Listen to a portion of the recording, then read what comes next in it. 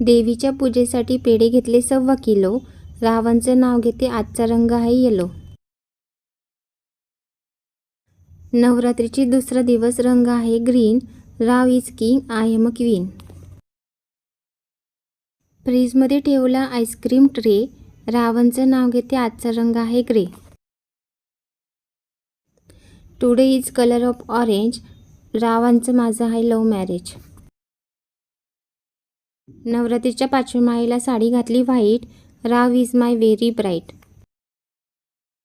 Apple tomato is red colour. Rao is my best lover.